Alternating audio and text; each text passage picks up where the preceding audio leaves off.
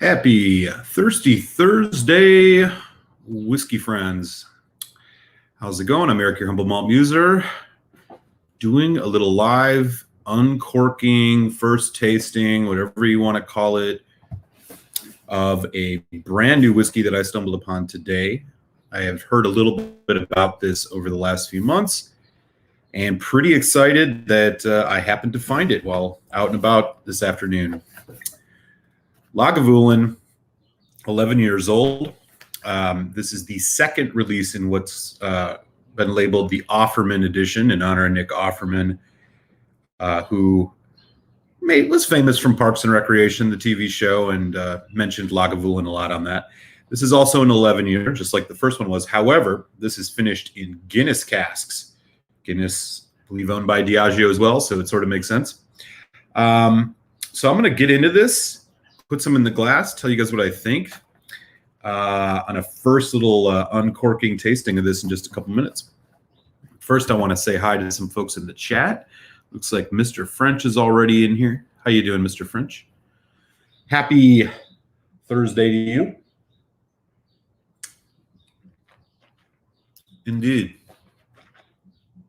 I was thinking the same thing. I can't recall how many whiskeys that I've actually had that have a beer finish. I think there's a Glenfiddich IPA cask. I've had that one, but I think there's also a Westward, which is a single malt out of Oregon, which uses brewer's yeast. So it's kind of got that microbrewery smell to it. Anyway, so Lagavulin, Isla Distillery, heavily peated. As I mentioned, this is 11 years old. A lot of writing on the back. Nick Offerman, either put his signature on it or wrote it himself, talking about his family, all this. What it does say here is that it is 4 months in Guinness cask. So the finish is 4 months on an otherwise 11-year-old whiskey. This is bottled at 46% ABV. It does not mention anything about color or chill filtration on it. So I guess we can assume that both of those things have been done to this, as they don't say it on the box. Here's what the box looks like. Looks similar to the other one, except it's black. It does have a Guinness embossed on here. It's you probably can't tell. It's got kind of a wood design on it. And all right, let's take a look at the bottle here. We got a few more folks jumping in. Roy, how are you? Indeed, yeah, this should be interesting.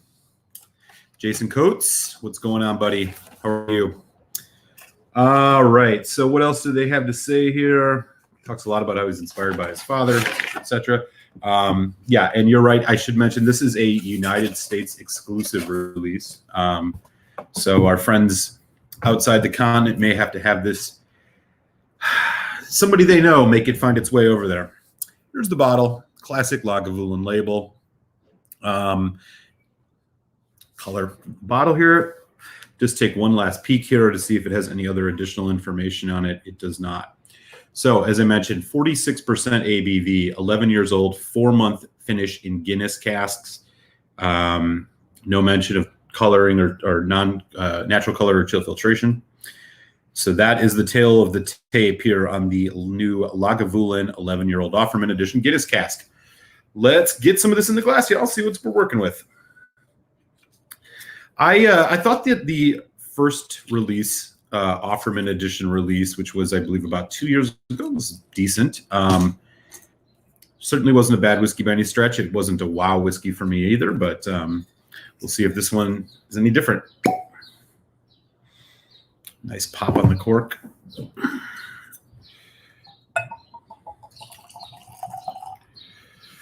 All right. We got some of this Isla Beast in the glass. Here is the color that we are looking at. A little bit darker, maybe.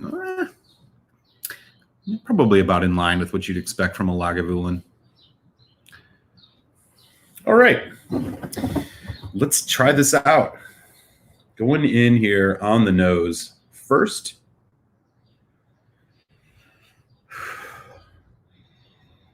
Okay, the first things jumping out of this are the apple, pear, a lot of orchard fruit.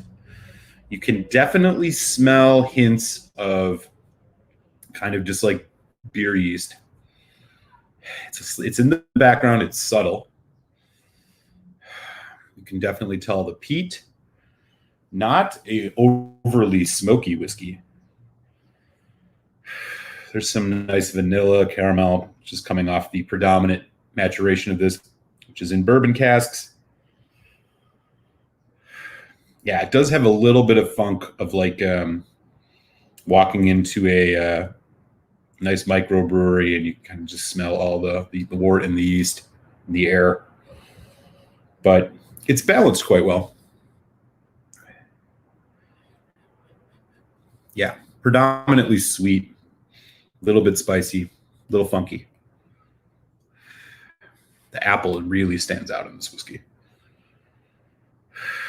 Also, just a little bit of that kind of typical Lagavulin, just kind of dark mustiness, kind of seaweed, maritime notes.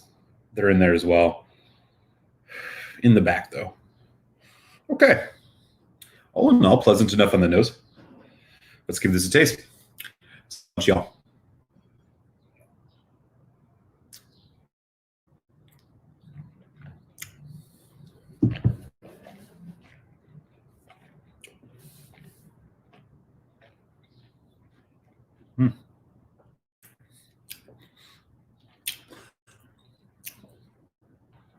Wow. Okay. Arrives quite sweet. Again, the apples, berries. You get some hints of that kind of sweet barley. As it develops, though, it gets fuller and richer. Guinness, especially the draft, not exactly I would say a heavily flavorful beer. As it develops, though, you get, and this is where I think the Guinness cask is coming in, you do get some hints of chocolate, some vanilla, a little bit of, again, just kind of like yeasty notes. It rounds it out really nice. You get a nice spice hit, cinnamon, it's peat. The smokiness is a bit more here now as it goes into the finish, which is about medium. Ash, chocolate. It's more of a dark chocolate or like a coffee bean even. Yeah. Quite nice. Let me do another sip here.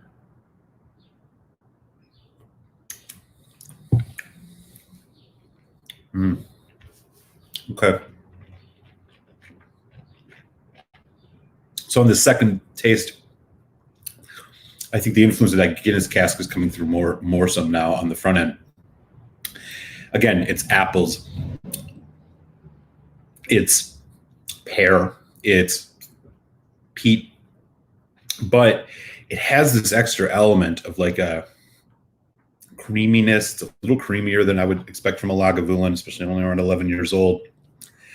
Chocolate. It's more of like a chocolate fudge or chocolate frosting, which is balancing really well with the traditional Lagavulin notes here.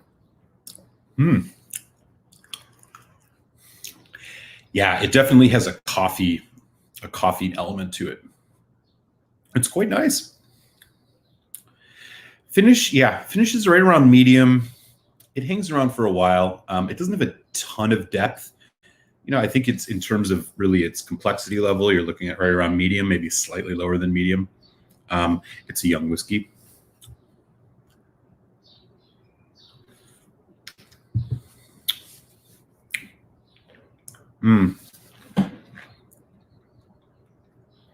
Very flavorful, though.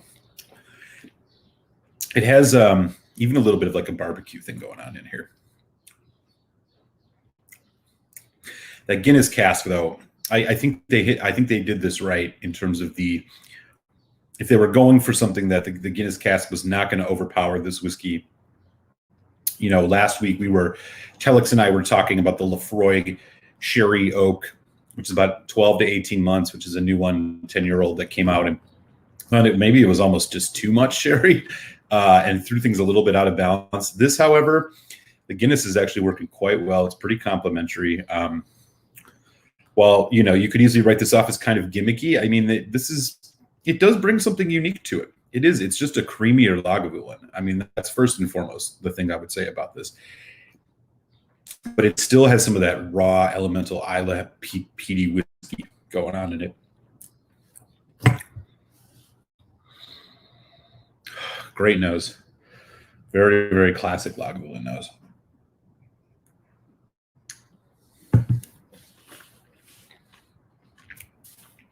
Alan? How you doing, bud?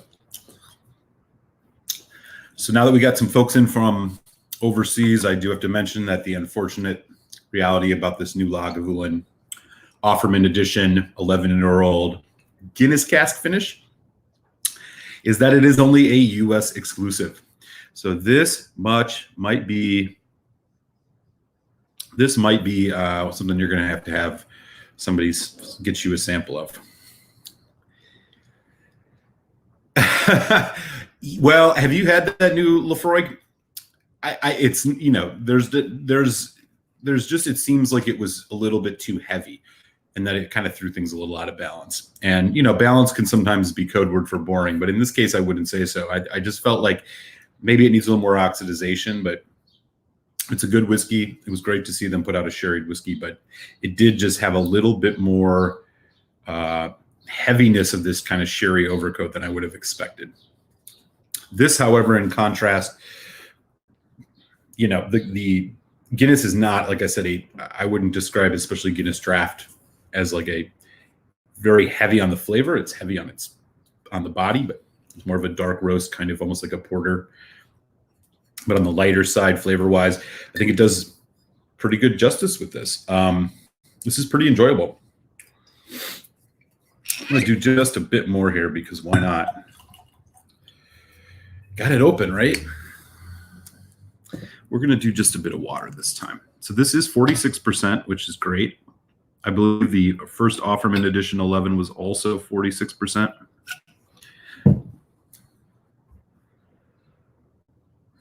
I sure do. Ooh. This has got a lot spicier with the water. You're getting more kind of that campfire. There's like a cinnamon red hot candy. There's like another sweetness in this now. It's almost like a light mesquite barbecue, kind of on the sweeter side. Wow. I'm picking up actually quite a bit of what I would describe as mesquite on this. I noticed it neat, a bit of the maritime kind of, Lagavulin notes. Like they kind of have this seaweed kind of, just kind of funk to it. Not so much here.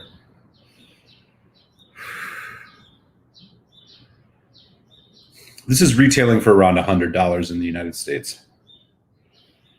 But I actually found this for $78, and so I'm assuming you'll be able to find it cheaper in some places. All right. Yeah, all in all with water, it's kicked up the spices a notch.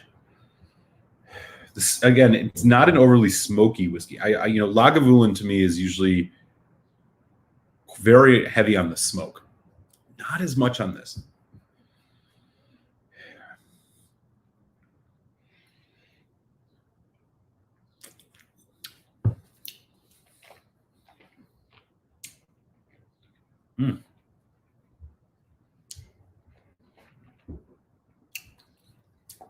Wow. Very rich. Again, it arrives sweet, but you really then just get this rush of these chocolate notes, a bit of this kind of yeast, almost like oats.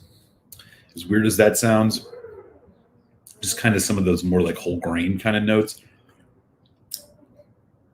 Bready, like close to like bready. There's a little bit hint of sour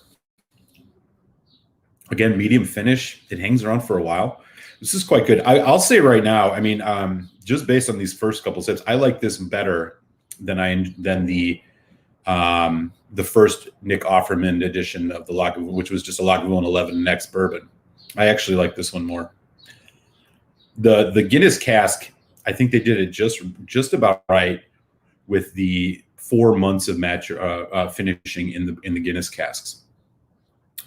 It's imparted enough to give this a much more creamier texture. It's given it hints of, again, like fresh roasted coffee, dark chocolate. There's a little bit of vanilla. There's even, you're getting some kind of floral, almost like Chinese 5-spice, or even like, as funny as it sounds, like cardamom. This is quite good. I'm actually getting a heavy note of cardamom. If you've ever bitten into a cardamom pod before in the Indian food you got, you'll know exactly what I mean if you try this. It's on the finish. There's a freshness, very, bordering on kind of floral. It's just, oh.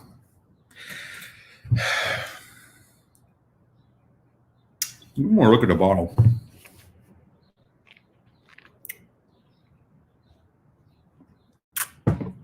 Again, it comes in a box. Offerman's face on it.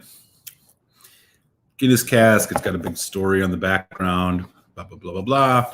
We got the Lagavulin symbol on one side, Guinness on the other. Guinness beer is believed is owned by Diageo, so it makes sense.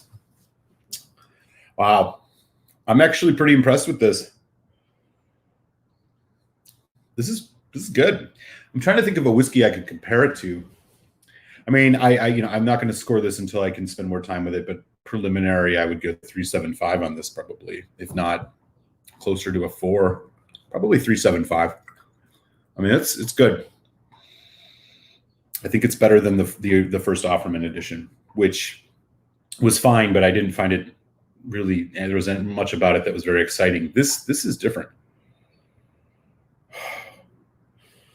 Wow, just great barley, like fresh barley notes in this. Honey even. There's a lot happening in this.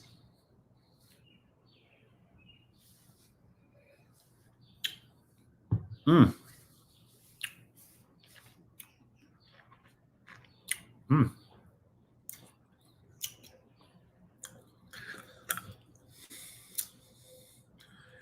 a fan. Let me just jump in the chat quick here. Alan says, look out for a new video next week. Lagavulin Jazz Fest 2017 bottle kill. Oh, nice. I have had that one. I'll be curious to hear what you said. Jack the Pickled Hound. How's it going, Jack? Good to see you, bud.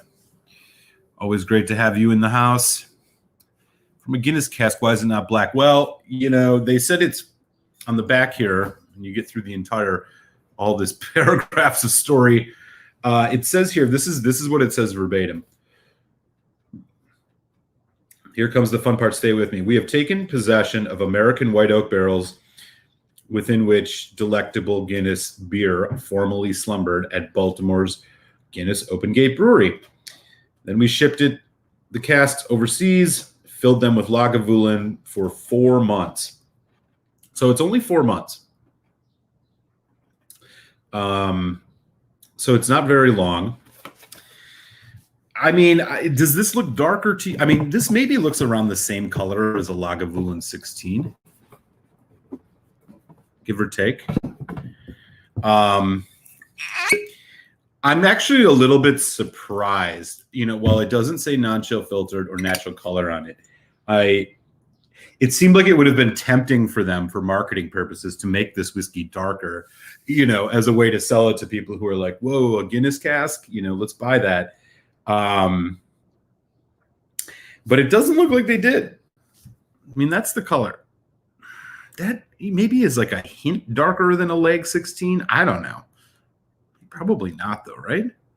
Looks about what you'd expect.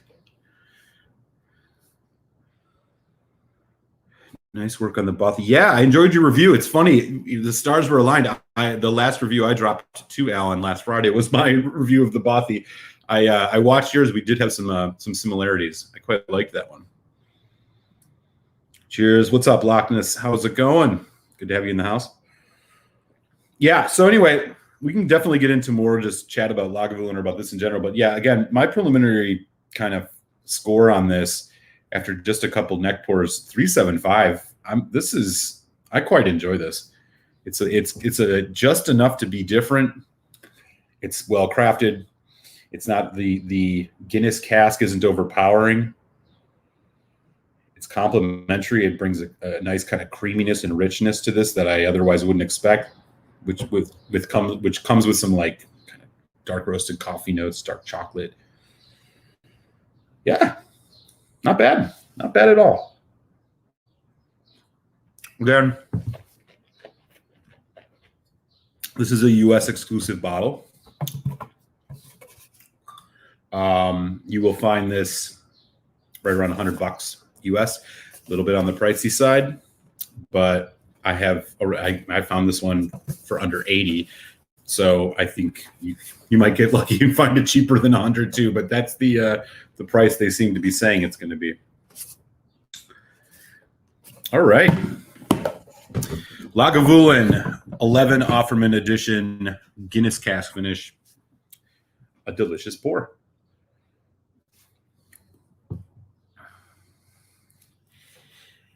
Yeah, Jason Coates, you're right. That's the thing, right? I mean, they don't say non-chill filter or natural.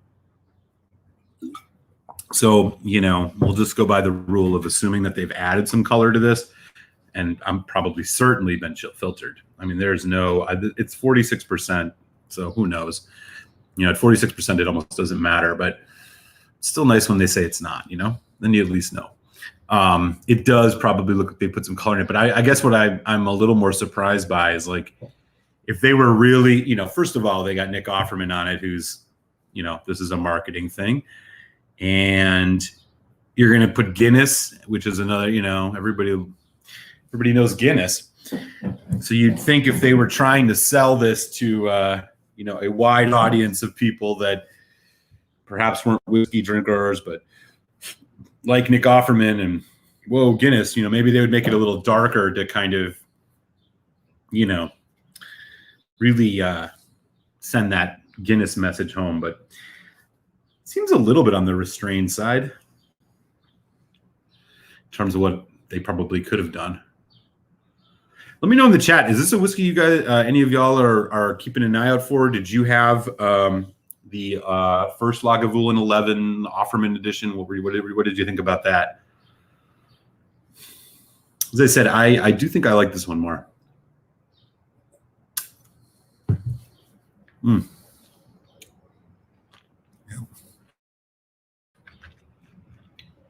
Perhaps a little caramel colorant added. Hey, James Morgan, how's it going? Great to have you. Are they still going? I was watching it earlier. I didn't realize if they were still on or not.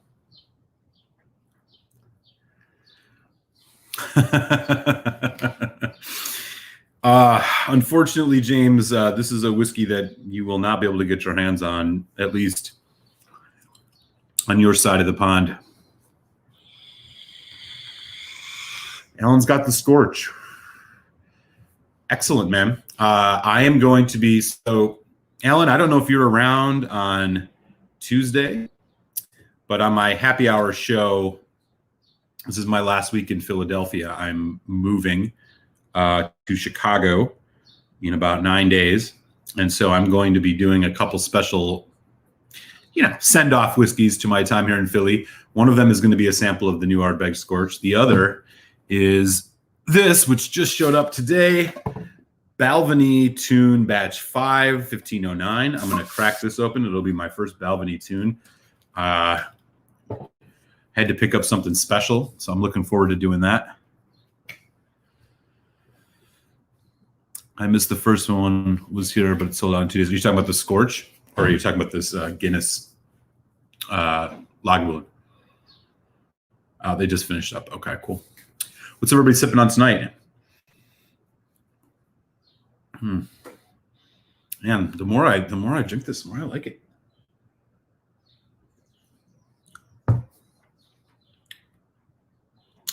This is good.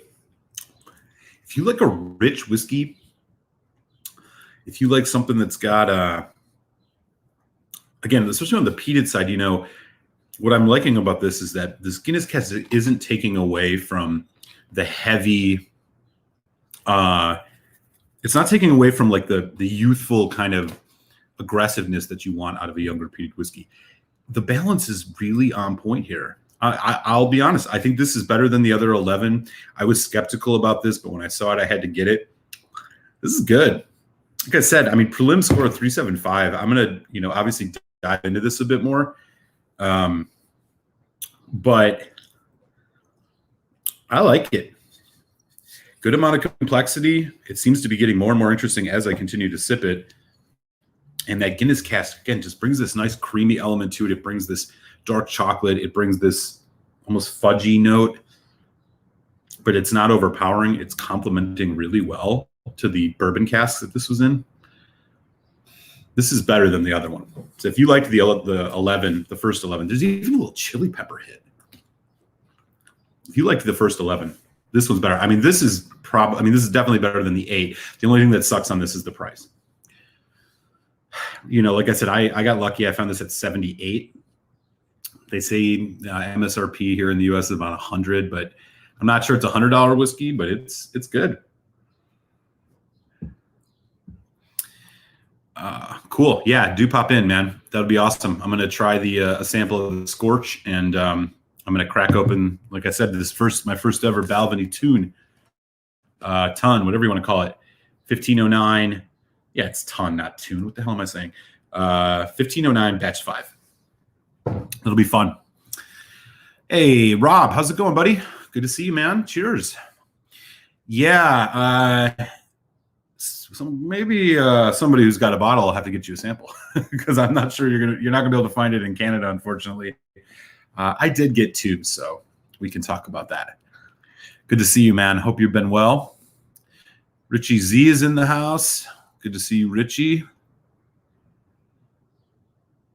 Oh, yeah, the Jameson Stout. Now, that's another one with a beer, like a beer finish. I have not had that. The only one that I've had, and there's a Deanston Stout too, or like a milk stout, I think. The only one that I've had that came close to a beer finish was the Westward, which is an Oregon American single malt. And with that, they just use, you know, typical brewer's yeast. And then the Glenfiddich experimental series, the IPA cask, which I also thought was well balanced. It's not nearly as good as this, but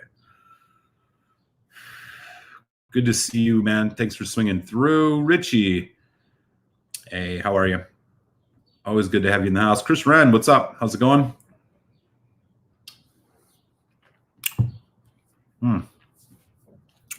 So if you missed it, we're talking about this new Lagavulin 11 Offerman edition Guinness Cask finish, 4 months in the Guinness Cask. It's a good one. I haven't been excited about outside of like their, you know, the 12 releases or some of their specialty bottlings. I haven't been really excited by anything by Lagavulin of late. So this is, oh, wow. There's a nice malted milk ball thing still hanging on. I was saying this finish was medium earlier. It's more medium long, to be honest. And the aftertaste really hangs around. It's like you just had like a handful of those like Whoppers candies or something like that. The chocolate, that you know, that the sweetness of those the malted balls in there. Those are, yeah. Here's one more look at the color. Like I said, it's not nearly as dark as I figured. You know, if they were just trying to like push this to the masses, thought maybe they'd put extra color in to make it dark like a Guinness, but maybe a notch or two darker than a 16, but I don't know.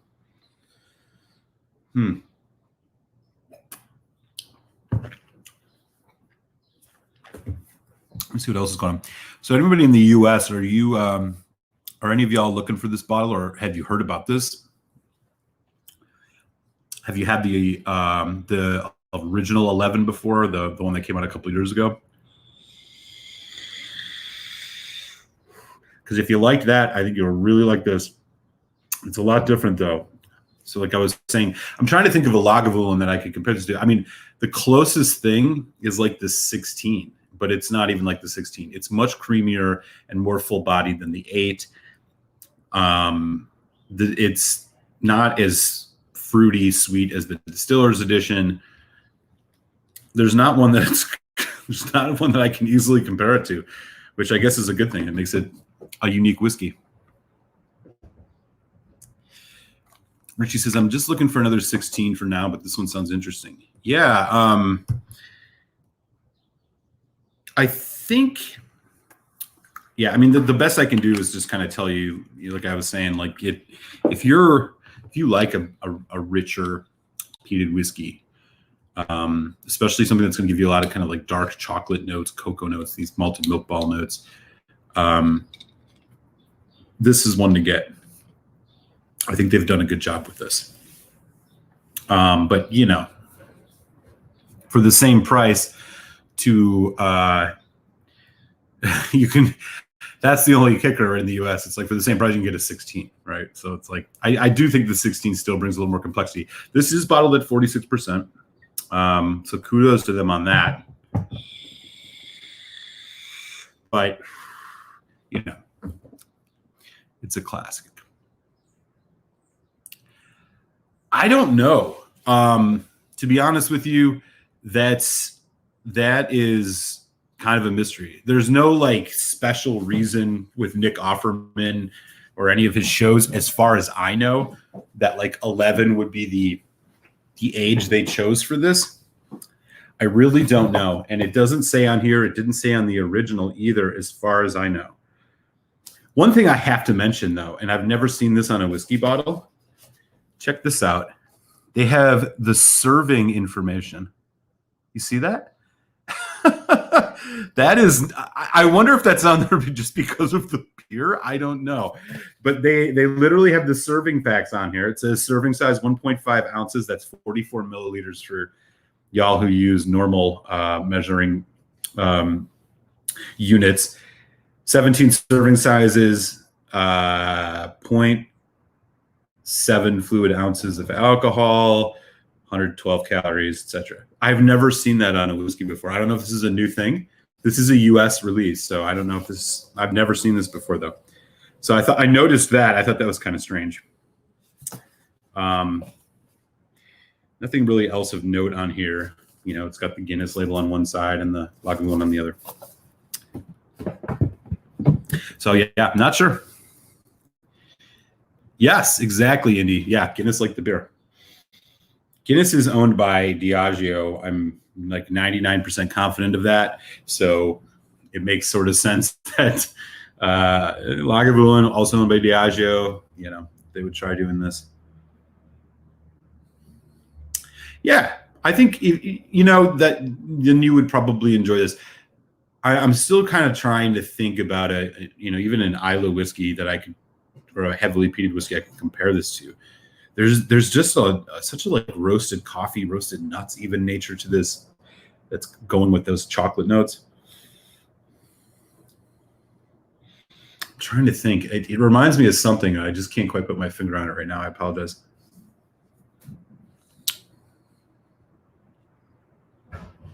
Oh, okay. Interesting. Okay. Yeah, I'd never seen that before. Or maybe it was on something and I just didn't notice it. But yeah, I thought this was like some weird new thing they're rolling out. Okay. Bain South African Cape Mountain Whiskey Single Grain is worth a small outlay. Check it out. Bourbon Love. I have not heard of that one. Sounds pretty good. I'll have to keep an eye on that. I have a 3 Ships South African whiskey, like an independent bottling. I don't think it was a grain though. I haven't had it. I've only had like a couple single grains, so I'm always interested in those. So thanks for letting me know about that. Yeah. Oh yeah. After that Glen Allachie 10, Batch 5 is outstanding. Yeah, I really, really liked that. That's going to be like how that doesn't make it into my top 5 whiskeys of the year. I'm not sure. That whiskey is fantastic. Hey, Ben Demon Hunter. How's it going, Ben? Good to see you.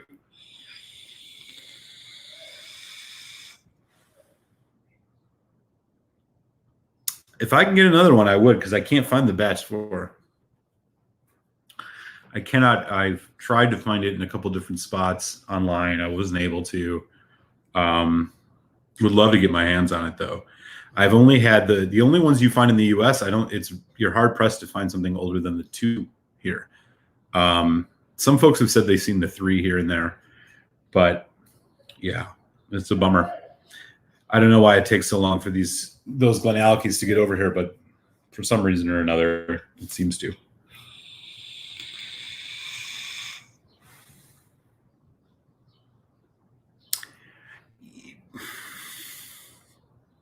I mean, I agree, Alan.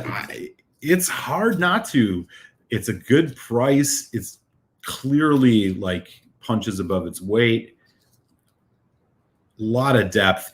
I love how they have the virgin oak in there just to like give it a little bit more dynamic of a profile, that it's not just like super heavily sherried.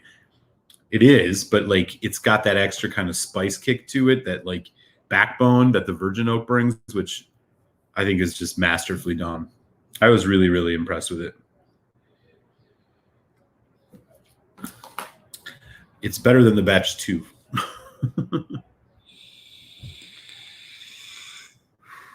Same company that owns Distilled Bunnahabhain Tobermory. Fantastic. Oh, cool. Oh, gotcha. Okay. Got it. Okay, that makes sense. Thank you for the info on that, Ben. Indeed. For was whiskey of the year. Oh yeah, was it a Whiskey Advocate or someone, one of those whiskey magazines? Hey, Donner Pass out in Cali. How are you, buddy? Sure. If you guys just joined, you can check out, the replay, the first kind of 20 minutes. I really dug in here with the uncorking of this Lagavulin 11 Offerman edition Guinness cask finish. Not going to lie, it's a pretty damn good whiskey.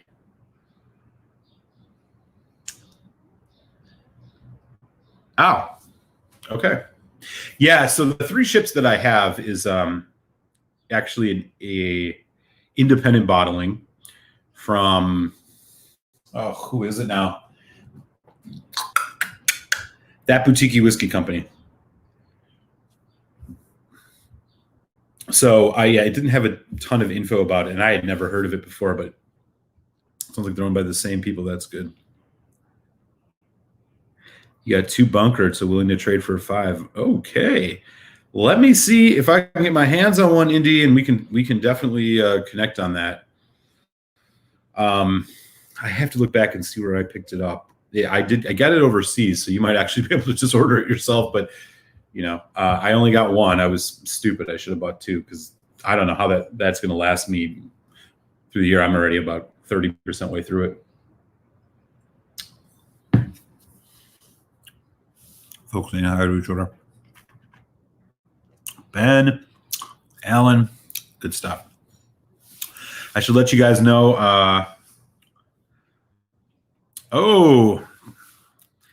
Donner Pass is off tomorrow. You got to pour in the glass tonight, bud? What are you sipping on? Okay. So Canada doesn't do international. Okay, that's good to know. Well, I'll see what I can do, man. I would love to swap for one. I'd love to try the batch 4. And Alan, I caught your video comparing the batch 4 and the batch 5. That was really interesting. They both, the 4 sounded just as good almost. So.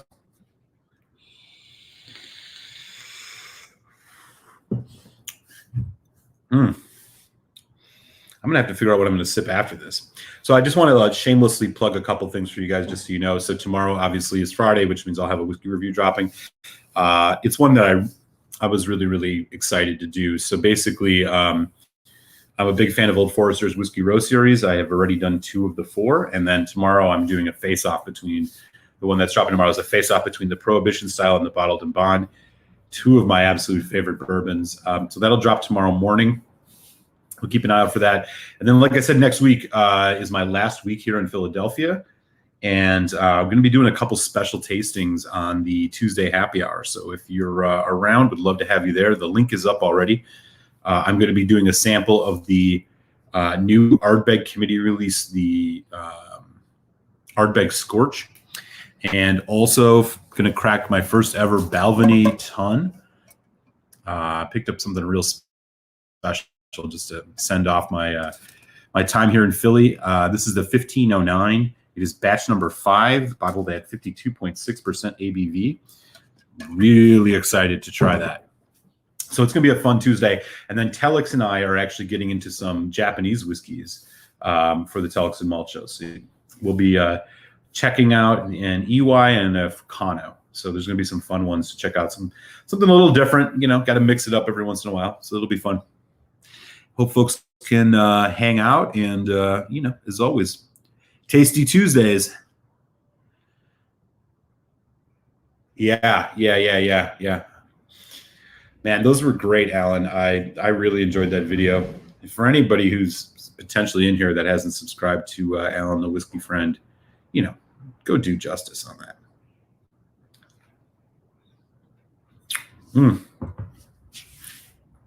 Man, that apple note is so good. This is good, y'all. This is good. I'm telling you, it's not gimmicky. It's not as gimmicky as I thought. This is good. This is a different Lagavulin, and they did it right. I'm quite a fan of this.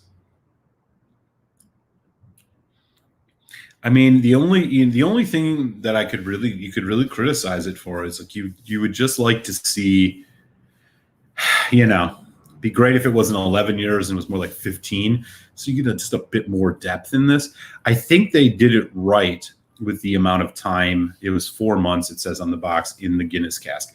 I think if it was, you know, they didn't let it overpower the spirit. It definitely complements and brings its own kind of energy to it, and doesn't just turn it into something that's overpowered by like a roasted kind of you know, beer notes. But it's there and it's good. So I'm actually quite a fan on this. Down or pass it. Oh, yeah, buddy. You are speaking my language. That is good stuff. Ben Demon Hunter's got a good one in the last 2. Port Charlotte 10. Hell yeah. Finishing off a Bareface tomorrow. Hey, yeah, definitely, man. These will be good ones, man. This will be, yeah, I've been out here on the East Coast for 5 years. So, yeah, it's these will be 2 fun whiskeys to kind of, you know, send off on probably what will be the last live stream before I get to my new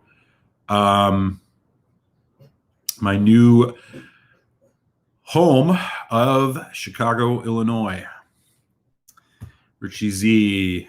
Yeah, that's what I'm thinking too, man. I picked this up on secondary market. I was like, oh God, you know, spending, you know how much it costs when you're moving and stuff. And I'm like, fuck, I don't spend all this money. But I was like, I got to get something special before I go. So I've been really liking Balvenie more and more over the years. And so this will be a good one. That's what I hear. They're pretty good.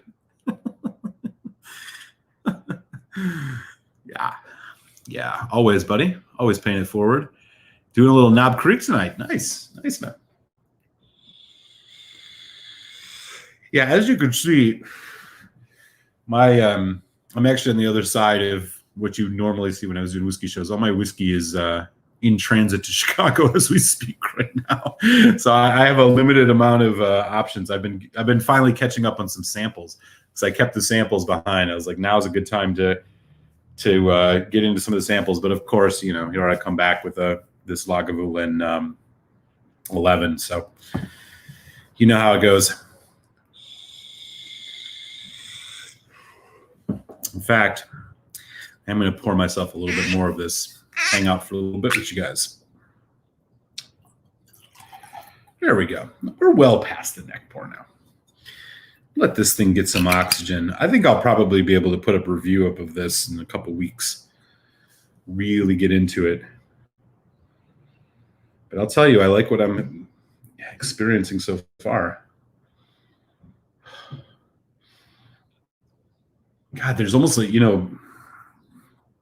don't know if any of us have actually ever smelled sandalwood, but we know what it smells like somehow. You get in a lot of Japanese whiskeys. Pick up a bit of it in this too. It's a nice kind of just wood spice.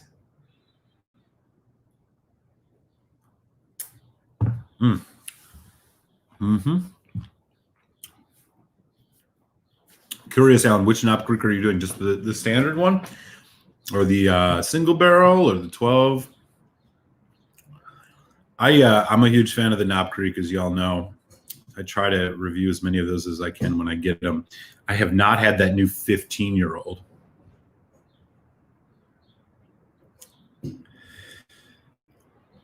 Hey, how are you, buddy? Good to see you, man. Thanks for stopping in. Yeah, it is. It is dangerous. This is, yeah, you really just want to drink more and more of it. But hey, one more pour ain't gonna hurt anybody. So I'm told. I'm gonna put a little water on this one though. Let's get a bit of water.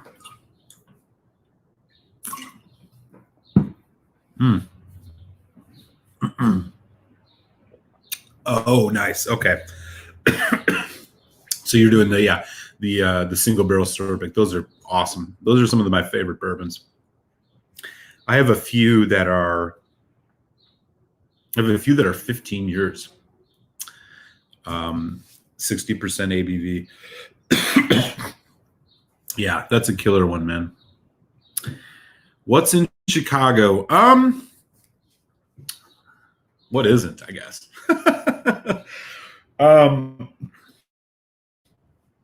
I'm originally from Milwaukee, which is just about an hour and a half north of Chicago. Got a lot of family there. And so it'll get me closer to them, be able to spend more time with family. I got some friends in Chicago, and be fun to reconnect with them after a few years. Like I said, I've been out on the East Coast for 5 years. I was in DC for 3, and I've been in Philadelphia for 2.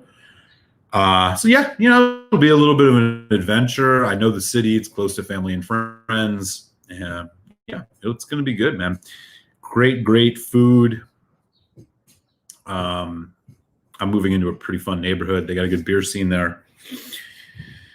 Yeah, feeling good about it. Chicago's, yeah, indeed, man. Oh, nice. Yeah, that's a great time to be there too. Hell yeah.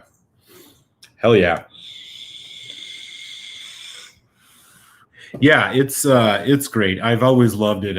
Every time I visited, particularly in my 20s, I was just like, how the hell have I never lived here? So I'm gonna go cash that check now. Yeah. Well, just stay on the right side of the tracks always. You know what I'm saying? I'll do my best. Thanks, Ben. Too funny, man. Yeah, what is that? All right.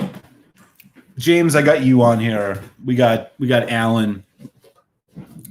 What is the deal with why they lower the ABV for UK releases?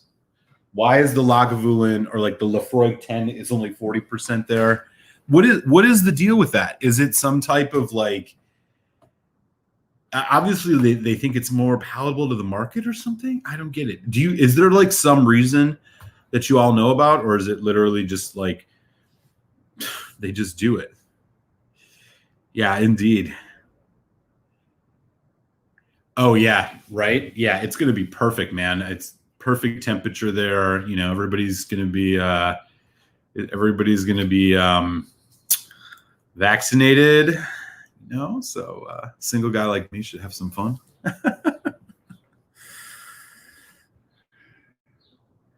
Cool. Hey, Whiskey Throttle, how you doing, buddy? It is called money. Yeah, but I mean, you think they probably sell more Scotch whiskey to Americans just by virtue of population size than maybe in the UK. So maybe they would lower the ones for us. I don't know. It's the legal limit. Oh, so there's actually like laws and statutes dictating that? Huh.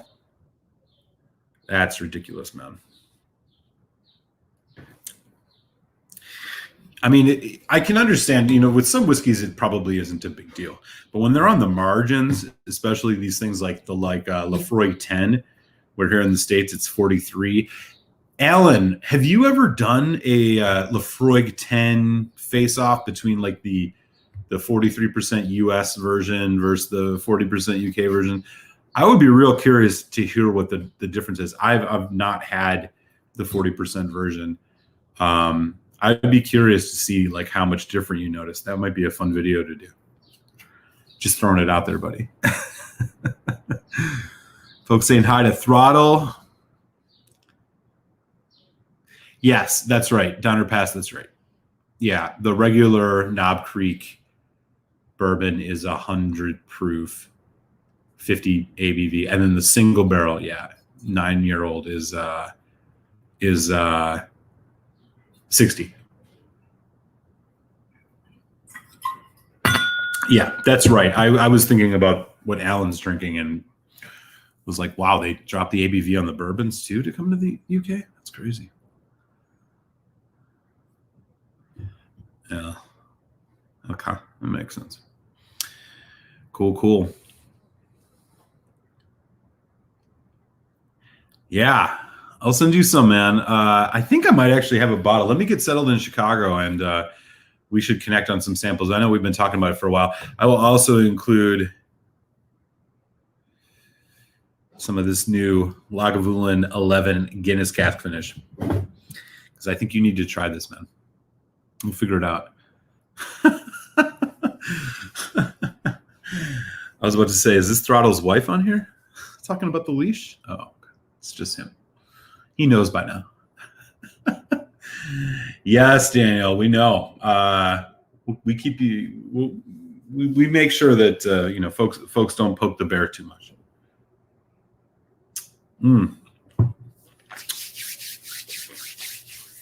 All right. As you can see, I am really sipping on this. This is, I gotta say, for my US peeps, this is one to go out and buy. They've done well with this. Indeed. He's saying, he says a wife. Oh yeah, you wouldn't have that much whiskey if you had a wife. My apologies. Your girlfriends.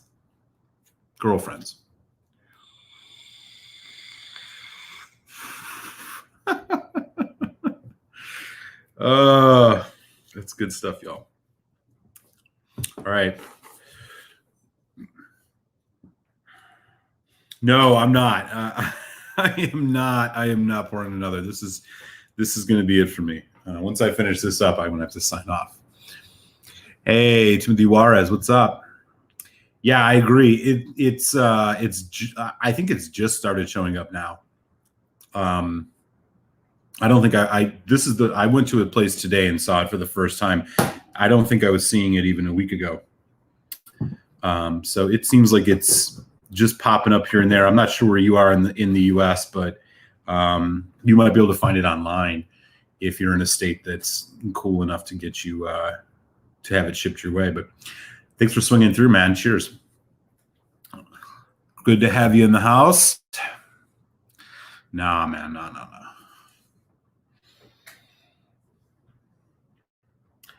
Yeah, for sure. Yeah. What state are you in? What you could do here, I'll drop the link in the chat for you, man. Go to this website. and put it in, and you might be able to find a place that sells it and would ship your way. Loctus is his leash is long, but his collar is too tight.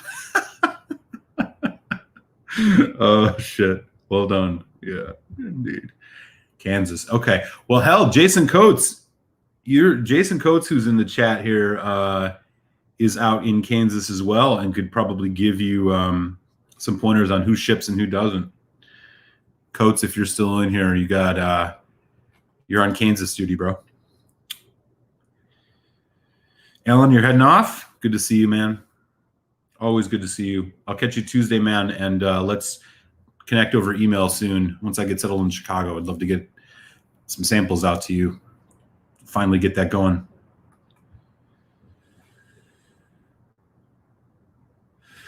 Donner Pass saying hi to the folks. Hey, there he is. Yeah. Timothy Juarez in the chat here, if you didn't catch it, is looking for places that may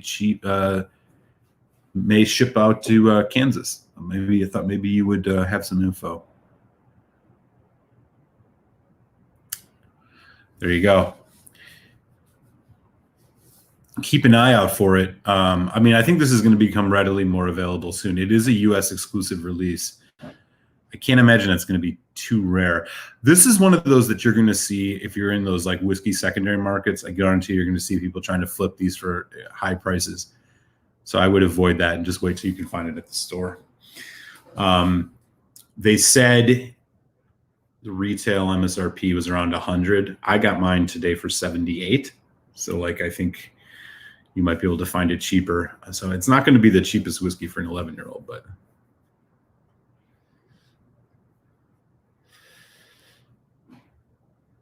all right. Yep. Yeah, New York. Oh man, the New York stores are killer. Same with California. Indeed. Cool. Glad that worked out. Yeah, Wine Searcher is a good option. I did see the first Lag 11 there locally. I only had a couple bottles and they didn't last long. Okay. Yeah. In one very key way. This is finished for 4 months in Guinness beer casks. And I will say that it is adding value to the deliciousness of this whiskey, not taking away from it. For sure. That's no lie. But still, you know, the Lagavulin prices have been crazy. I mean, like in the US, a bottle of Lagavulin 16 these days is something like, it's like $100, man. And even just a year ago, it was like 65, 70. So the price has been a little crazy. So yeah, Zen, that's the difference. Guinness cask. Here's one more look at the label. Got Nick Offerman's mug on it. Guinness cask, and then it's got the Lagavulin symbol on one side, the Guinness on the other. Black box, blah, blah. It's good. As I was saying earlier, especially if you like chocolate notes in your whiskey. Something with this spring definitely has more of a creaminess and full body than I would say that the previous 11 did. I do like this one more than the first 11 Offerman edition, which I think I gave around like a 3.25. This is more, I mean, preliminary at this point, but this is more in that 3.75 range for me. Like I think this is, even at the price, it's unique enough. It's worth hunting. They've done a good job with this whiskey. I'm not sure what states you're in, but or country, but if you're in the States, this is a U.S. exclusive. It's 46% too. So,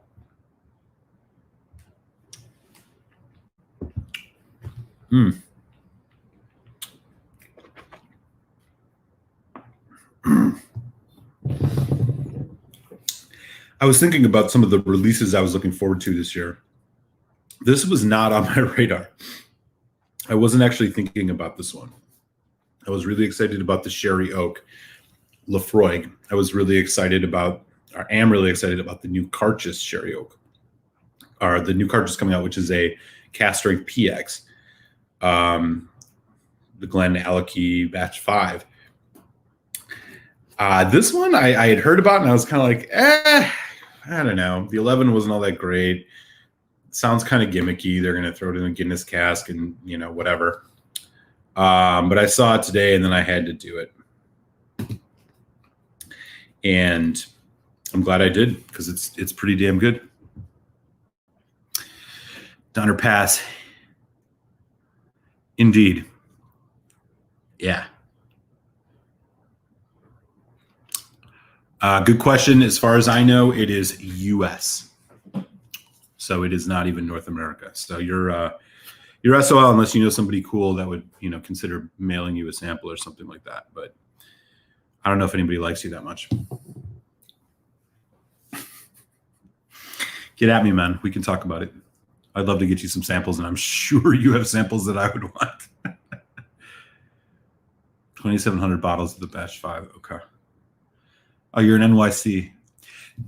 See, yeah, I'm surprised you're not seeing it there yet. I mean, New York seems to be the first place that gets everything. There's a couple New York stores that, even though they're not supposed to, will ship to PA. I won't name them here, but they seem to always get. Whenever I started using Wine Searcher or 1000corks.com to look for new stuff that's coming out, it's like the first things that pop up are always the New York shop. So check Brooklyn Wine Exchange. They might have it.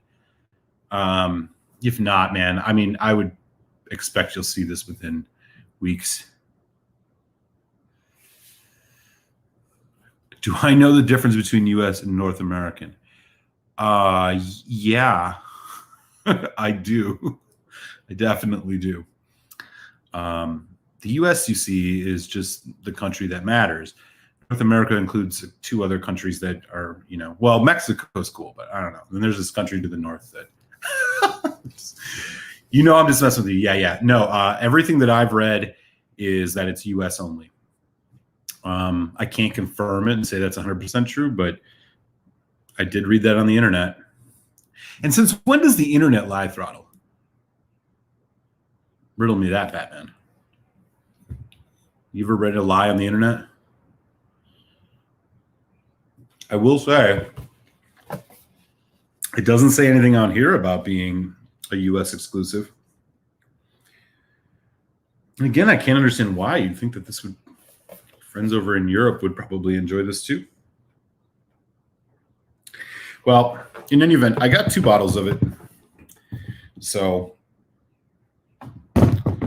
samples will be on. Maybe I'll do a Patreon sample thing. We could do something like that. I'd love to get some samples out to some folks. And then, yeah, of course, Throttle, I'd love to hook up with you. If you want to talk about doing a sample swap, I can get you one of these. You sound like a Trumpster. That's the first time I've ever heard that.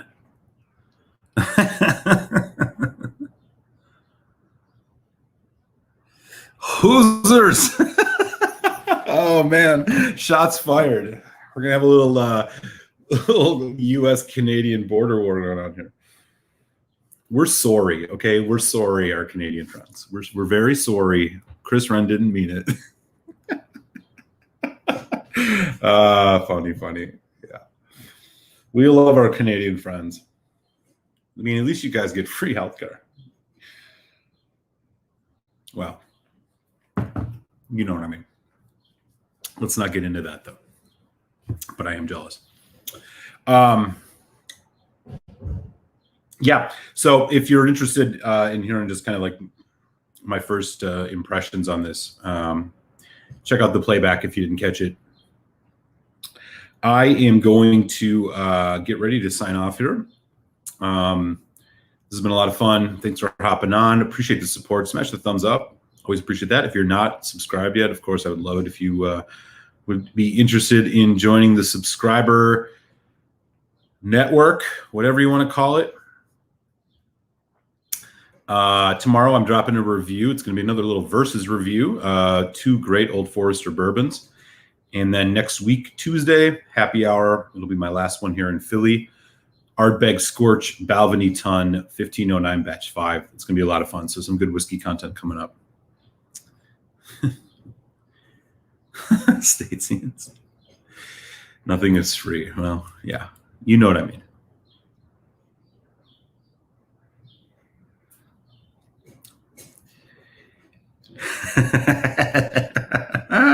Too funny. Too funny. Yeah, definitely. I for folks who are on Patreon, I do periodically do sample raffles. I just did one about a month and a half ago, 2 months ago. Yamazaki 12, Compass Box Magic Cask. Seems like we're getting a couple ready here. Maybe Balvenie Ton could be part of that. We'll see. America's hat, indeed. And we don't even need one because we have a full head of luscious hair with eagles on top of it. Everybody knows that. What is your national symbol, by the way, Canada? It's not just the maple leaf, right? I mean, we have a kick-ass bird at least. What do you guys have? I just want to know. I don't remember. I don't know if there's one that I don't know. Is it like is it the polar bear? I mean, you should be, right?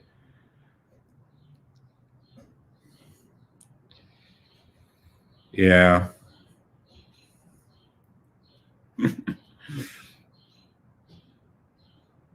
I agree.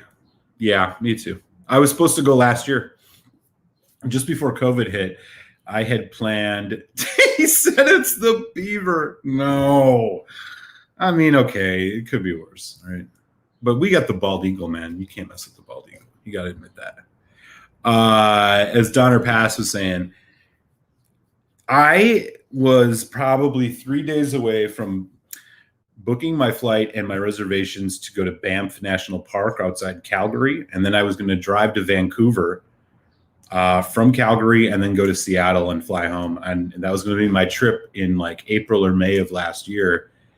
And then, the whole coronavirus thing happened. And I was like, I had to put that on pause. So who knows? Maybe I'll make my way up there once this all gets behind us, which it seems like we're getting close to. Indeed, sir. Cheers. I would love to. So would he. Oh, yeah. Chris Run, it's the beaver. Full head of two schnapps. Hey, Swami, what's up, man? Coming in just at the tail end. We are, I'm just about to just about to sign off for the night. You got something live going on. Feel free to plug it. You ever seen an eagle eat a beaver? I'm not going to answer that right now, Throttle. You're something, man. Fucking beaver.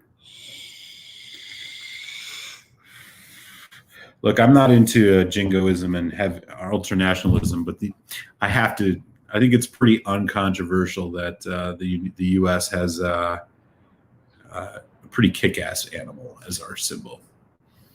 If you've ever seen a bald eagle, then you would know.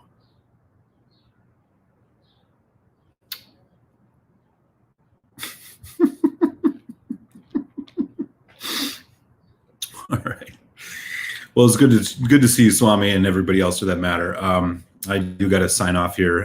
Again, yeah, I'll have a new review out tomorrow. Appreciate everybody for hopping on and checking this whiskey out with me, man. Again, just to summarize, this Lagavulin 11 and the new Offerman edition with the Guinness cask finish is a good whiskey. I'm quite enjoying it. I definitely encourage folks to hunt for it if you're in the U.S. because this is the only place we can get it. With that, I'll see everybody on Tuesday for my last little happy hour here in Philly. Everybody stay safe, be well. We'll check you later. Sláinte.